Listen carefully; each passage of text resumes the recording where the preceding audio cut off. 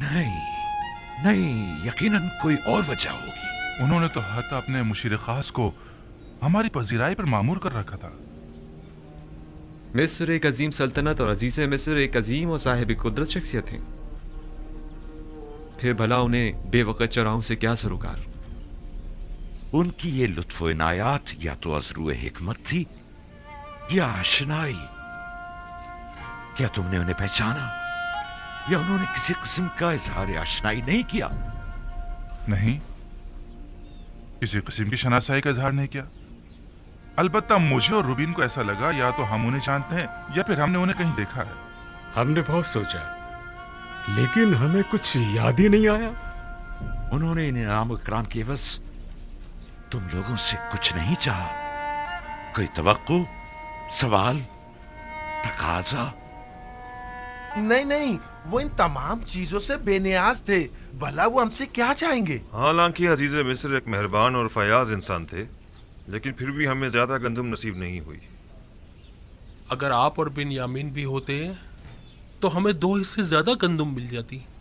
कोई बात नहीं, अगर हर दफा इतनी गंदुम भी ले आए तो हमारे गुजारे के लिए काफी होगी। अगले साल का फिर देखा जाएगा कि मशीयत खुदावंदी क्या होती है। लेकिन अगली बार कोई इम्कान नहीं है बाबा, बशर्त ये कि बिन्यामीन को भी अगली बार अपने हमरा मिस्र ले जाए। यानी अगर बिन्यामीन तुम्हारे साथ नहीं जाएगा तो तुम लोग भी गंदुम लेने नहीं जाओगे? नहीं नहीं नहीं बाबा, शमून का ये मकसद नहीं था। उन्होंने ये कहा है कि अगली बार अगर अपने छोटे भाई को अपने साथ लेकर नहीं आए तो आप लोगों को गंदुम नहीं दी जाएगी। उन्हें कैसे पता चला कि तुम्हारा कोई और भाई भी है, और वो भी तुम सब लोगों से छोटा? उन्हें हमारी बातों से पता चला था। हमने उन्हें बताया था कि हमारा एक ज़ईफ बाप और एक छोटा भाई है, लिहाजा उनका भी हिस्सा दे दीजिए। वो हम पर शक करने लगे थे बाबा कि हम उनकी मोहब्बतों का नाजायज फायदा उठाना चाह रहे हैं। हाँ बाबा, उनके ख्याल में हम ज्यादा गंदुम लेने के लिए ज़ईफ बाप और एक छोटे भाई के होने का दावा कर रहे हैं। हमने उन्हें बहुत यकीन दिलाया, लेकिन उन्होंने हमारा यकीन नहीं किया।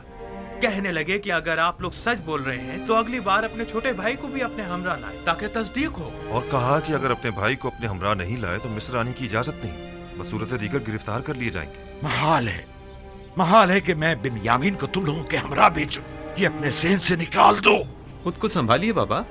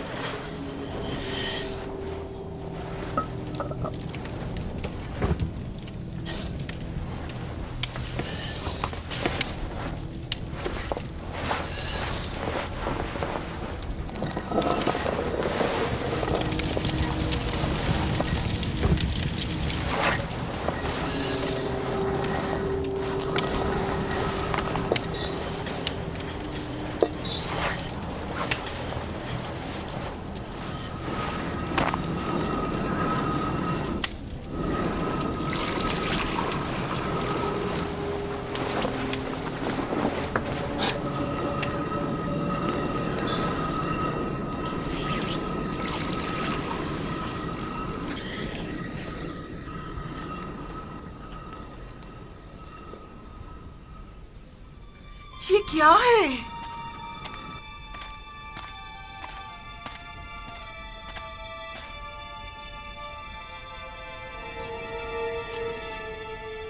ये सिक्के गंदम की बोरी में क्या कर रहे हैं? और वो भी इतने सारे।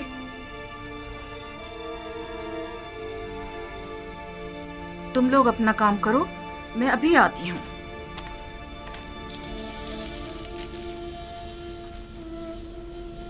ये आपको कहाँ से मिले? ये सिक्के मुझे गंदम की बोरी से मिले हैं। गंदुम में? ये तो वही सिक्के हैं जो हमने मामूरीन को गंदम की कीमत के तौर पर अदा किए थे। ये हमारे ही तो सिक्के हैं, थैली नहीं पहचान रहे? हाँ वाकई ये तो हमारे ही हैं। गोया अजीज मिस्र ने हमें गंदम बिला मुआवजा दे दी है। कहीं उन्होंने गलती से तो नहीं रख दिए? कोई शक नहीं कि ऐसा आमदन किया गया हो। क्या मालूम उनका मकसद हमारा इम्तिहान लेना हो। शायद अजीज मिस्र ये जानना चाहते हो कि हम इस अमानत को इस्तेमाल कर लेते हैं या उन्हें वापस लौटा देते हैं। कहीं ऐसा तो नहीं कि तुम लोगों ने धोखाधड़ी से गंदम की कीमत अदा न की हो? आपने हमें हरामखोरी की तरबियत नहीं दी बाबा। हम आपको यकीन दिलाते हैं बाबा कि ऐसा कुछ नहीं है।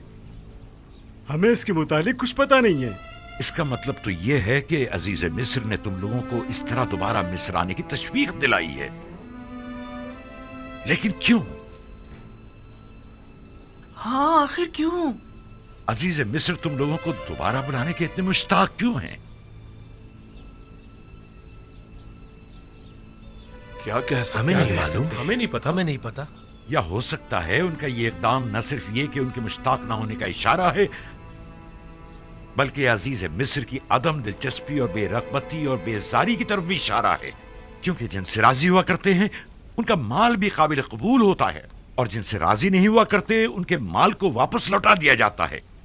जैसे खुदावंद मुताल अपने जिस बंदे को पसंद करता है उसके अमाल को कबूल कर लेता है और उसे नामा अमाल में लिख देता है, और जिसे वो नापसंद करता है तो उसकी इताअतों, रियाजतों और इबादतों को यकसर रद्द कर देता है। मुबादा अजीज मिस्र का गंदुम की बोरी में सिक्कों को यूं छुपाना तुम लोगों को अपने दरबार से धुतकार देने का इशारा हो। ऐसा नहीं है, ऐसा नहीं है। अजीज मिस्र तो हमसे मिलने के बड़े मुश्ताक थे। हाँ, बिल्कुल। अगर हम लोग इसरार ना करते तो वो इतनी जल्दी हमें छोड़ने वाले नहीं थे। अगर हमारे सिक्के कबूल ना करना हमें कबूल ना करना होता तो फिर इतनी मोहब्बत और मेहमान नवाजी किस लिए थी? अगर ऐसा है तो फिर जान लो कि अजीज मिस्र के ज़हन में जरूर कोई मंसूबा है।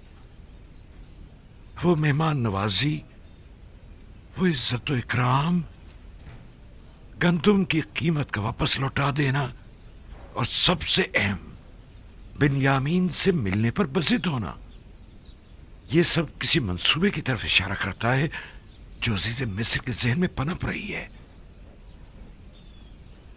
उम्मीद तो यही है कि इसमें उनकी कोई बदनीयती शामिल ना हो। लेकिन आपको नहीं लगता कि ये सिक्के अजीज मिस्र के हुस्न नीयत की गमाज हैं? और बिन्यामीन से मिलने पर इसरार को क्या कहोगे? अगर बिन्यामीन के हवाले से आप हम पर एतमाद ना करें तो आप हक बचानिब हैं, लेकिन अजीज मिस्र के हुस्न नीयत पर कोई शक नहीं। नहीं, इस सब के बावजूद मैं बिन्यामीन को तुम लोगों के साथ किसी सूरत में मिस्र नहीं भेजूंगा। ठीक ही तो कह रहे हैं।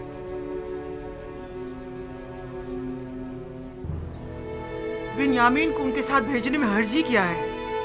इसलिए कि उन्होंने यूसुफ के हवाले से किए गए गुनाह पर अब तक इज़हार निदामत नहीं किया है। जो इज़हार निदामत ना करे, क्या मालूम कि वो शख्स वही गलती दोबारा नहीं दोहराएगा। अगर गंदम खत्म हो गई तो क्या होगा? फिर हम क्या करेंगे बाबा?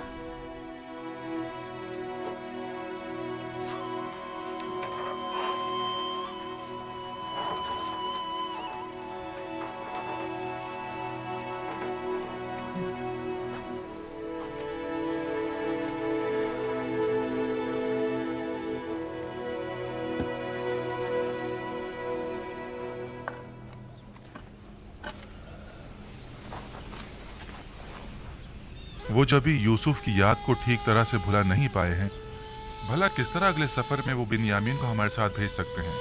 वो मजबूर हैं, वगरना अजीज मिस्र हमें हरगिज गंदुम नहीं देंगे। यानी बाबा मजबूर है कि एक बार फिर अपने जिगर गोशियों को भेड़ियों के हवाले कर दें? लेकिन हम कोई भेड़िए तो नहीं है। एक बार गलती हो गई, लेकिन अब बिन्यामीन के हवाले से तो कोई गलती का इरादा नहीं रखते। वैसे किन बातों से जाहिर होता है? क्या हमारे तौबा कर लेने से, या हमारे इजहार पशेमानियों से, या फिर तमाम हकीकत बयान करके अपनी गलती को माफी मांग लेने से?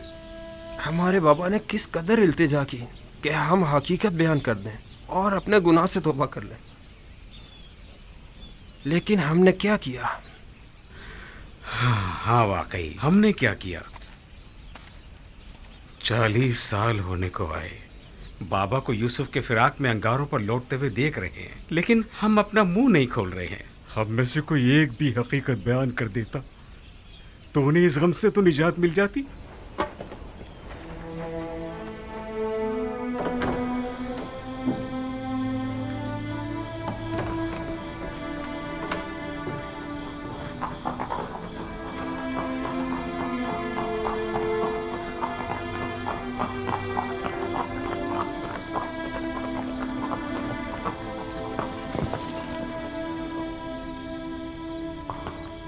दुरूद बर जनाब यूदारसिफ।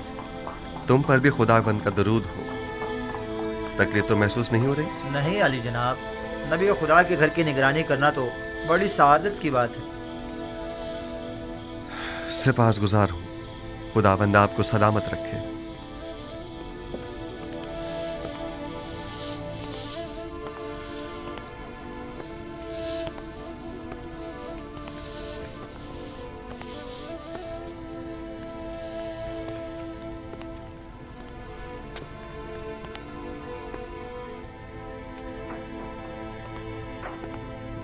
दुरूद बर नबी खुदा। इंतज़ार फरमाया जा रहा है। दुरूद हो मेरी अच्छी और मेहरबान आसनात पर। और बानुए ज़ुलेखा की क्या खबर है? उसी तरह इबादत में मसरूफ़ हैं। बहुत कम बोलती हैं, कम सोती हैं, खाने से भी कोई ख़ास रग़बत नहीं रखती। दुरूद बर नबी खुदा। आप पर भी खुदावंद का दुरूद हो। बानु ज़ुलेखा के लिए है? जी आली जनाब, शायद वो चंद लुक़मे तनावल कर लें।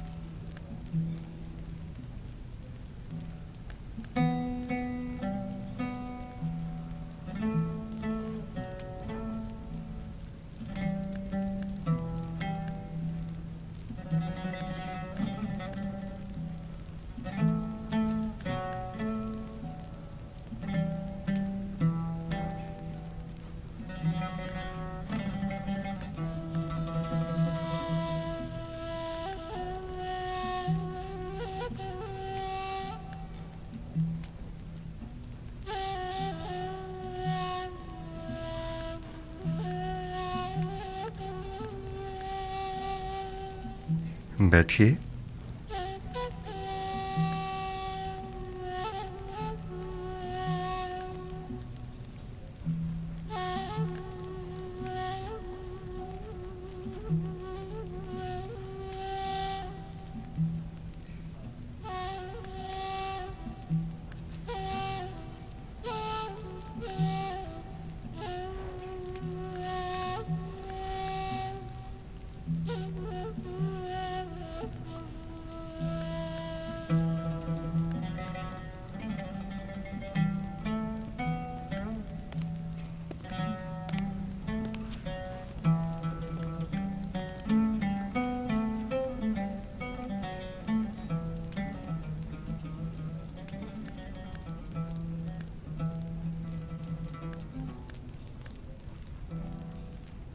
बानो, मुझे हैरत है कि आप उनकी आमद पर शुरू ही में मुतवज्जा क्यों नहीं हुई।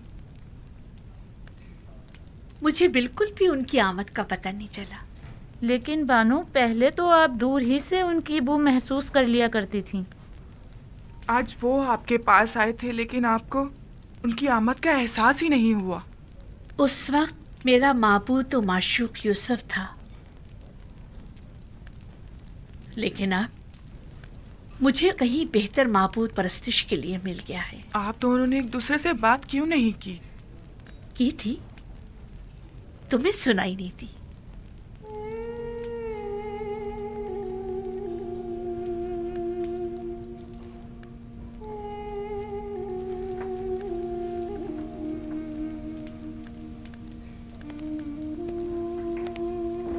मामला क्या था? मैं कुछ समझ नहीं पाई। कुछ नहीं, फिलहाल उन्हें उनके हाल पर छोड़ दिया जाए। उन्हें इस वक्त तन्हाई की ज़रूरत है। खादमाओं को भी बाहर बुलवा लें। उनकी मौजूदगी ज़ुलेखा की खलवत में खलल पैदा करेगी।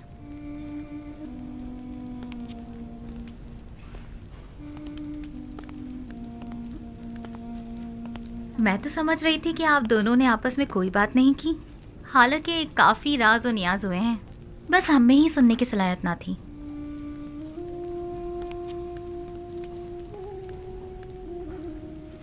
आप तो खुद महरम राज हैं और बखूबी सुनाई भी देता है।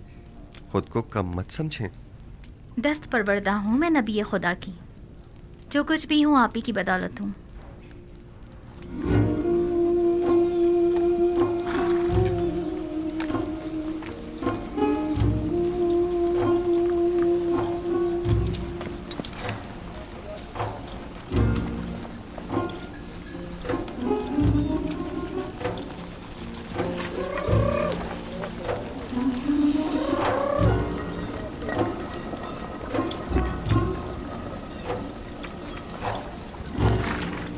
गंदुम बस इतनी ही रह गई है। ये गंदुम 2-3 दिन से ज्यादा हमारी जरूरत पूरी नहीं कर सकेगी। अगर गंदुम ना हुई तो मजबूरन हमें भेड़ें ज़बा करनी पड़ेंगी। लेकिन फिल वक्त हम उनके दूध दही पर ही तो गुजारा कर रहे हैं।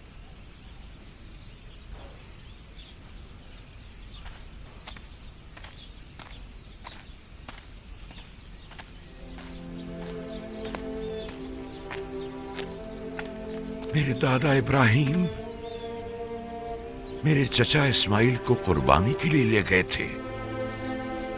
खुदावंद ने इस कुर्बानी का हुक्म दिया था। जब खुदा ने देखा कि मेरे दादा ने अपने बेटे इस्माइल को ज़बह करने का कतई इरादा कर लिया है, तो उनकी कुर्बानी को कबूल कर लिया और इस्माइल की जगह कुर्बानी के लिए एक भेड़ को बेच दिया। उसके बाद से मेरे चचा हजरत इस्माइल को ज़बीहुल्लाह कहा जाने लगा। जब इब्राहिम इस्माइल से दस्तबरदार हो गए तो खुदा ने भी इस्माइल वापस लौटा दिया। मेरे बच्चों, मेरा ख्याल है कि तुम्हारी दादी को शायद मुझसे कोई काम है। अब तुम जा सकते हो, अपने अपने घर जाओ। सलाम मेरे बच्चों। सलाम। सलाम माँ। सलाम। सलाम मेरे बच्चों। क्या हुआ? तुम फिर ऐसी हालत में चलने फिरने लगी? जल्दी हमें अपने इन जिगरगोशों को मरता हुआ देखना पड़ेगा। वही बच्चे जो इस वक्त खुशी खुशी खेल कूद में मसरूफ हैं, अन करीब मुर्गे बिस्मिल की तरह हमारी आंखों के सामने तड़पेंगे। और हम कुछ ना कर सकेंगे, कुछ ना कर सकेंगे। मैं क्या करूं? आया मैं मुकस्सिर हूं? अब ज्यादा गंदुम नहीं बची घर में। अगर जल्दी गंदुम का इंतजाम ना किया गया तो हमें खुद को मुसीबत के लिए तैयार कर लेना चाहिए। सलाम बाबा। सलाम बाबा। सलाम माँ। सलाम माँ। सलाम माँ। सलाम बेटा। सलाम माँ। सलाम बेटा। कोई कोशिश क्यों नहीं करते? क्या मुंतजिर हो के कहा तुम्हारे बच्चों को बारी बारी तुमसे छीन ले तब कोई इकदाम करोगे? गंदुम सिर्फ मिस्र में दस्तयाब है और वो भी अब हमें नहीं दी जाएगी बाबा। यानी अजीज मिस्र बिन्यामीन के बगैर हमें गंदुम नहीं देंगे? तो गोया मुझे अब बिन्यामीन और अपने बेटों और पोतों में से किसी एक का इंतखाब करना होगा। बिन्यामीन को कोई खतरा लाहक नहीं होगा बाबा, आप मुतमईन रहें। यूसुफ को भी तो कोई खतरा लाहक नहीं था। हम आपको यकीन दिलाते हैं कि हम बिन्यामीन की हिफाजत करेंगे, उसी तरह जैसे यूसुफ की हिफाजत की थी। अगर बिन्यामीन हमारे साथ नहीं गया तो न सिर्फ ये कि हमें गंदुम नहीं मिलेगी, बल्कि मिस्र जाना भी खतरे से खाली नहीं होगा। अगर कहत ना होता तो फिर बिन्यामीन को साथ ले जाने के लिए कौन सा बहाना बनाते?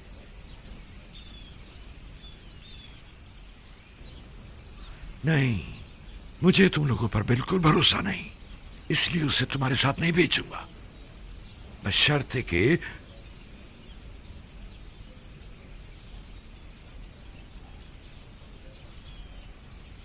आपकी जो भी शर्त होगी हमें कबूल है, बशर्ते कि क्या? बशर्ते कि खुदा को हाजिर और नाजिर जानकर अहद करो और खुदा के हुजूर में कसम खाओ कि बिन्यामीन को सही सलामत वापस लेकर आओगे। अहद करते हैं। हुकुम से हम वादा करते हैं बाबा। हाँ बाबा, हम वादा करते हैं। हाँ, हम वादा करते हैं। हम कौल देते हैं बाबा। याद है ना कि मेरी बद्दुआ ने माबद और ईस्तार और काहिना ने माबद का क्या असर किया था? नहीं, इस तरह नहीं। तुम सब यहाँ आकर बैठो और बारगाह खुदाबंदी में हाथों को आसमान की तरफ बुलंद करके सब कसम खाओ आ जाओ, आकर बैठ जाओ।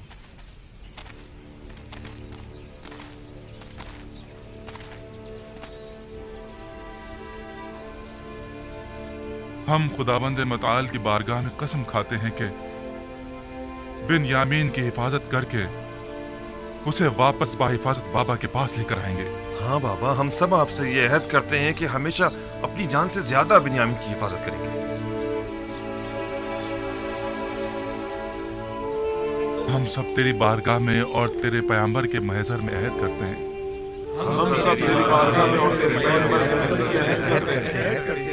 कि हम अपनी आखिरी सांस तक अपने अहद की पासदारी करेंगे,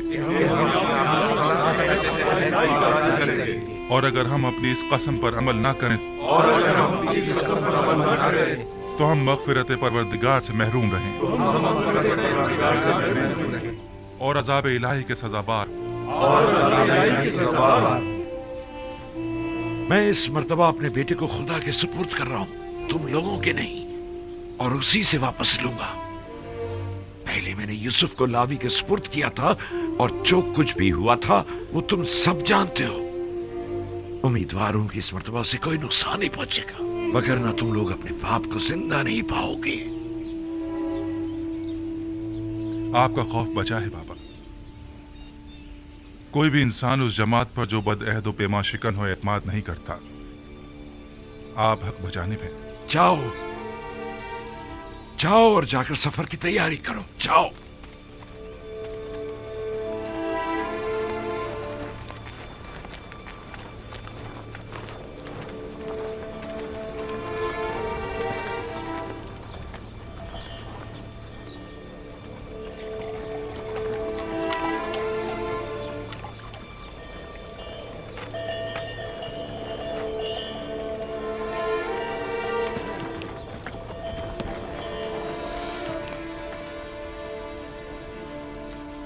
जो सिक्के गंदम की बोरी से बरामद हुए थे उन्हें रख लिया? रख लिए हैं माँ, फिक्र मत करें। गुम ना हो जाए, वरना अजीज़े मिस्र तुम लोगों को चोर समझेंगे। बताया ना, संभाल कर रख लिए हैं, परेशानी की कोई बात नहीं। हाँ, परेशान मत होइए। पिछली बार तो हमारा हुलिया कुछ मुनासिब ना था। हमें क्या मालूम था कि किस्मत में अजीज़े मिस्र के मेहमान बनना लिखा था। ये कैसे मालूम कि इस बार भी वो आप लोगों को मेहमान करेंगे? जब तक वहाँ नहीं पहुँच जाते कुछ नहीं कह सकते। इस बार अजीज़े मिस्र हमसे मिलकर बहुत खुश होंगे। हाँ, जैसे अब तो बड़े जरबख्श के लिबास पहनकर जा रहे हैं ना आप लोग। अजीज़े मिस्र भी जानते हैं कि कहत है, हमारे पास इतने होते तो पहले हम खाने का इंतजाम करते, ना के लिबास का। खुदा निगहदार, अपना ख्याल रखना। खुदा निगहदार, हम रवाना होंगे। खुदा निगहदार, खुदा निगहदार।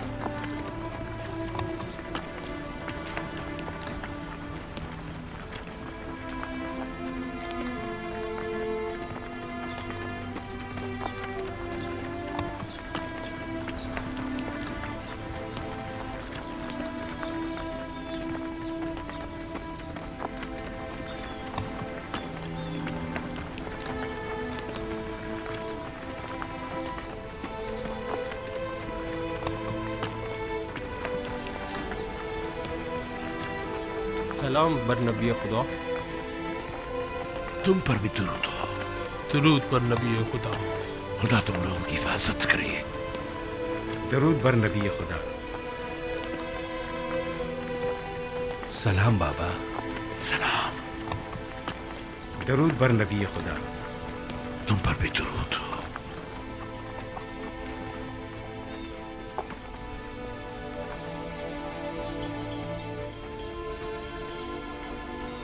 दुरूद बर नबी खुदा। हमें दुआ नहीं देंगे बाबा? खुदा तुम्हें अपने हिफ्ज़ अमान में रखे। नहीं मालूम क्यों मैं तुम लोगों के लिए बहुत फिक्रमंद हूं। अभी बिन्यामीन की फिक्र दामनगीर है? नहीं, इस बार तो मुझे तुम सब की फिक्र हो रही है। लगता है कि अज़ीज़े मिस्र के ज़हन में कोई मंसूबा है। बाबा, क्या आपके ख्याल में वो कोई मज़मूम मज़ाहिम रखते हैं? अगर ऐसा है तो आप हमारे बच्चों को इस सफर पर क्यों भेज रहे हैं? नहीं मालूम कि वो क्या इरादा रखते हैं, मुहतात रहना होगा। कैसी एहतियात बाबा? अजीज मिस्र यूजार सेफ तो जो चाहे वो कर सकते हैं, ऐसे में हम क्या कर सकते हैं? इतना तो कर सकते हो कि अजीज मिस्र से आमना सामना ही ना हो। ये मुमकिन नहीं बाबा, सब हम 10 भाइयों को पहचानते हैं। और दरवाजे के मामून तो खास तौर पर। तुमने तो बताया था कि तिब्स के कई दरवाजे हैं, दूसरे दरवाजों से दाखिल हो जाओ। अगर वो कोई गलत इरादा रखते होंगे तो यकीनन अब तक निगहबानों को हम 10 भाइयों के नामो निशान दे चुके होंगे। और अगर तुम 11 भाई एक दूसरे के साथ ना हो तब क्या?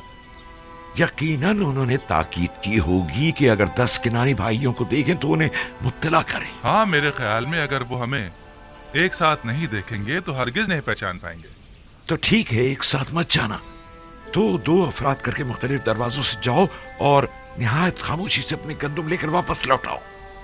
इस तरह अगर कोई गलत इरादा रखते भी होंगे तो नाकाम हो जाएंगे। ये तो कोई मसला ही नहीं। हाँ, ये हम कर सकते हैं। और अगर हम पहचान ली गए तो? उस सूरत में खुद को खुदा के सुपुर्द करके सरे तस्लीम गम कर देना। उम्मीद करता हूं कि बखैर और आफियत लौटोगे। अपना ख्याल रखना, बिन यामीन की हिफाजत करना। अब हम मजीद किसी रंजो मुसीबत के मुतामिल नहीं हो सकते। एहतियात करना मेरे बच्चों। आप घबराइए नहीं माँ, माजराए यूसुफ अब दोबारा नहीं दोहराया जाएगा। आप पर दुरूद खुदा हाफिज बाबा। सलाम बाबा। अपना ख्याल रखें। खुदा ने सलाम बाबा। सलाम बाबा।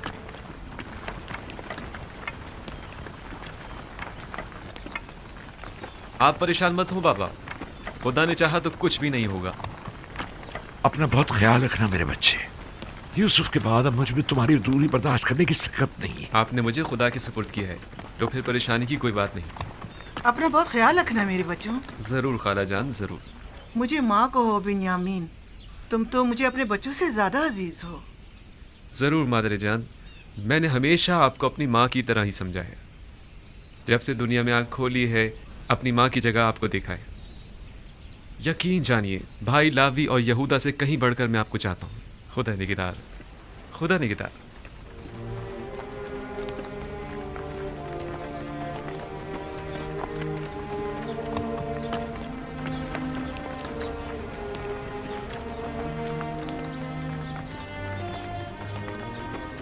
खुदा निगहदार,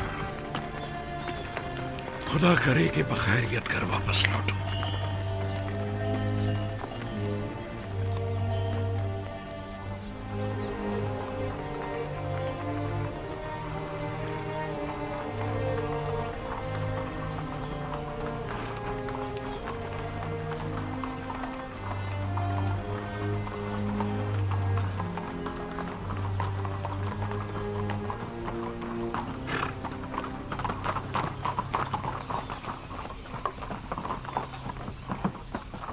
दुरूद खुदावंद हो तुम पर। अजीज मिस्र की करम नवाजी है। वो 10 किनानी भाई याद है ना जिनकी खातिरदारी की थी? जी जी जनाब, मुझे याद है। वही ना जो आपके पहले मेहमान हुए थे। हाँ, वो जैसे ही आए फिलफौर उन्हें मेरे पास लेकर आना। कहना कि अजीज मिस्र को आप लोगों से कोई जरूरी काम है। इताअत आली जनाब। जनाबे मालिक पहले ही मुझे ये हुक्म दे चुके हैं। जनाबे अजीज मिस्र का फरमान पहले ही पहुंचा दिया गया है। इत्मीनान रखें, उन्हें खिदमत में पेश कर दिया जाएगा। हरकत करें।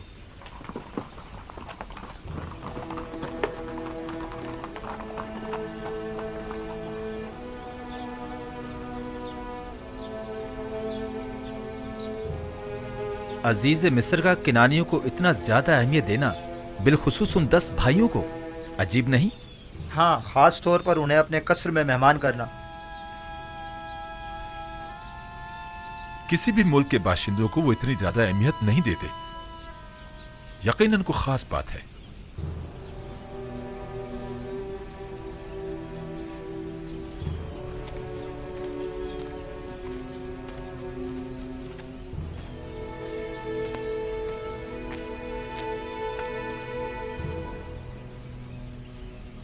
बाबा, यूसुफ के उस तख्त तजुर्बे के बाद आपने बिन्यामीन को भाइयों के साथ क्यों भेज दिया?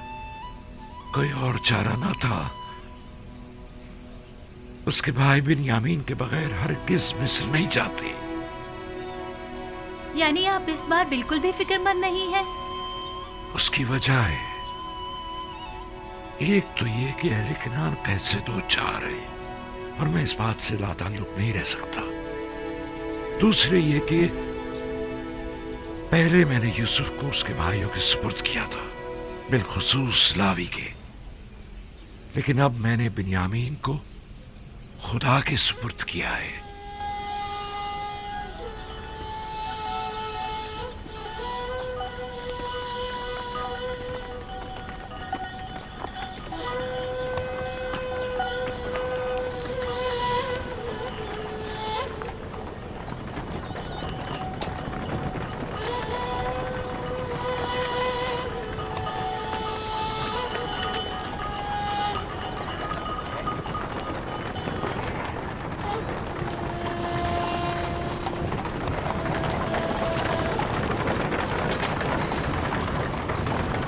इधर इस तरफ आ जाओ बाबा के नूरे नजर। कहीं घोड़ों की जद में आ गए ना तो बाबा हमें कसूरवार ठहराएंगे।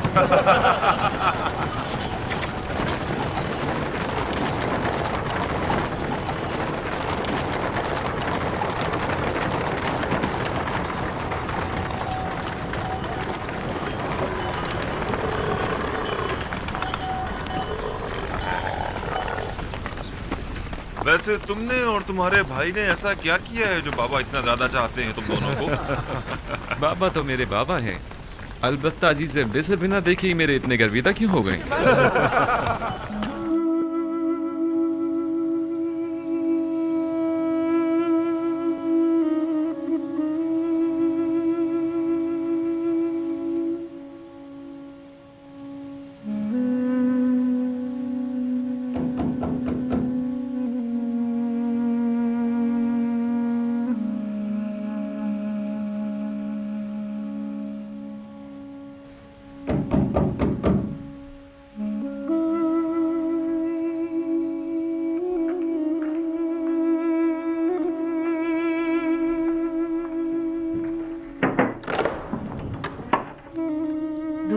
नबी खुदा, आप पर भी खुदावंद का दुरूद हो। बानो जुलेखा कैसी हैं? उसी तरह इबादत और जिक्र खुदा में मशगूल हैं।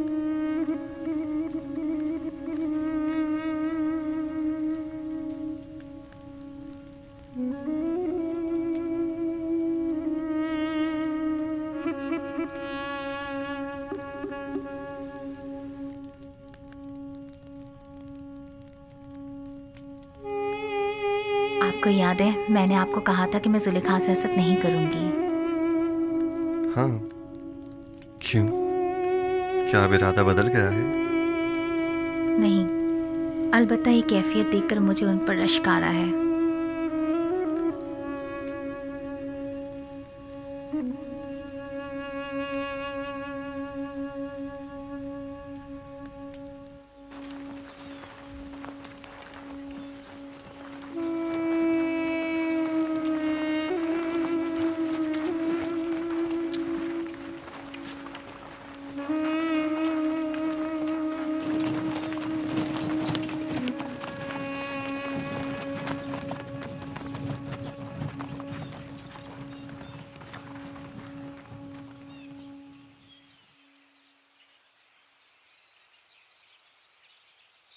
क्या हुआ?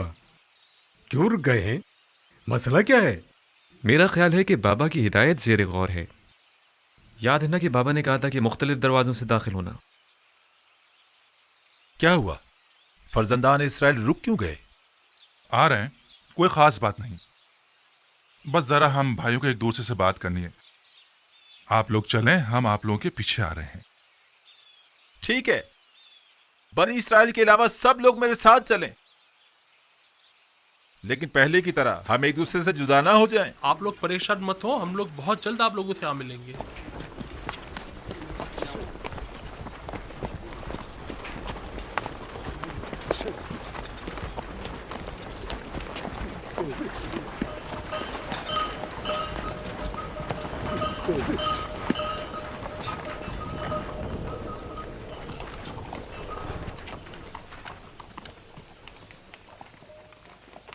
बाबा की नसीहत याद है ना सबको? अब 2-2 या 3-3 की टोलियों में तकसीम हो जाएं ताकि हम अलग अलग दरवाजों से दाखिल हो जाएं। कोशिश करें कि सब अपने अपने चेहरों को थोड़ा सा ढांप लें ताकि दरवाजों के पहरेदार पहचान ना पाए। अगर कसर का कोई शख्स या अजीज मिस्र के मामूरीन में से कोई दिखाई दे तो खुद को छुपा लेना ताकि वो पहचान ना पाए। हम लोग ठीक गोदामों के सामने मिलेंगे, लेकिन कोशिश करेंगे कि एक दूसरे के करीब ना खड़े हो।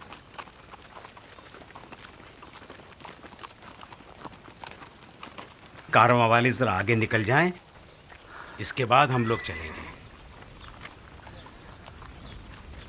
अब हम तकसीम हो जाते हैं।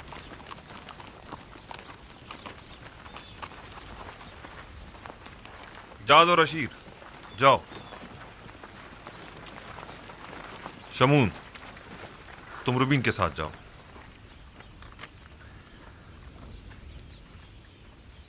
दान निफ्ताली के साथ, और यासाकिर तुम जबूलों के साथ जाओ। चलो हम भी चलें।